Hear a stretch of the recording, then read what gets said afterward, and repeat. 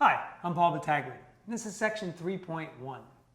Students come into section 3.1 in chapter 3 having vast knowledge of derivatives and rules of differentiation. But now it's time to use those rules to make some conclusions, and specifically in this section about the maximum and minimum values of functions. So the essential question we would like students to be able to answer is, what are extrema, and how we find them on open and closed intervals? So let's take a look at how we might go about this.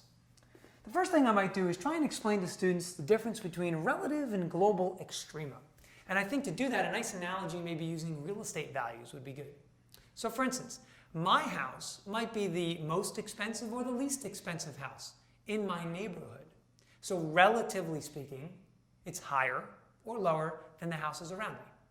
However, it's certainly not the most expensive or the least expensive house in the world. So globally, it doesn't have the same connotation. So that might be a nice little analogy to get us started. Now I think I would go through example 1 first before I define what a critical value is, because then students can maybe try and connect some of the concepts they're talking about to their visual representations. After this, you might want to try and ask students a question like, what is the relationship between the location of relative extrema and the critical values of a function? So now let's think about where to go from here, right? We may have to decode some information, some directions for students. So for instance, a question might ask, where does a minimum occur? And what we're looking for here is where x equals a number. What if the directions ask, where does the function have a maximum value? Well, in these cases, we're looking for a y value.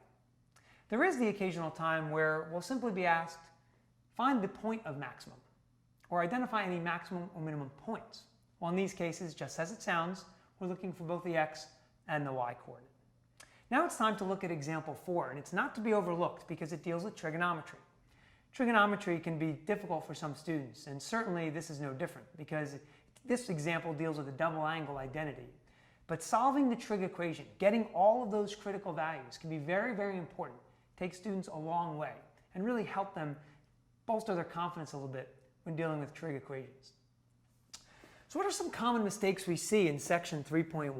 Well, I just alluded to one, and that's the idea that students, when solving a trig equation, may think they're finding a critical value or two, when in essence there might be many more. So we have to pay attention to the interval specified in the question. Second, students often find critical values within an interval, but they forget to test the endpoints, which would be kind of going against the whole purpose of the section that's dealing with the extreme value theorem. Finally, look for students who, for some reason, have an issue verbally describing what they're trying to say and trying to prove. In other words, students might use ambiguous words like, it has a maximum. What we want to say here is, the function has a maximum. And when we justify, we certainly don't want to say, why? Well, because it's the highest point. We want to say things like, well, because this is where the function has a critical value, and the function changes behavior and derivative from positive derivative to negative derivative around this point. Now, here's a nice little lesson closure idea, and this would also be a good thing to do to get students ready for maybe some type of multiple choice AP question. Give students a derivative. F prime equals the quantity of x plus 3 times the quantity of x minus 5 squared. What we're looking for here is we're looking for students who assume that if they identify the critical values, they've identified the maximum or minimum values. And this necessarily isn't the case, particularly with this example. We need to emphasize to them, they must test the derivative, see what it's doing around these critical values to be sure if it has a maximum or a minimum value. I hope these tips have been helpful. I'm sure you'll find much success in section 3.1.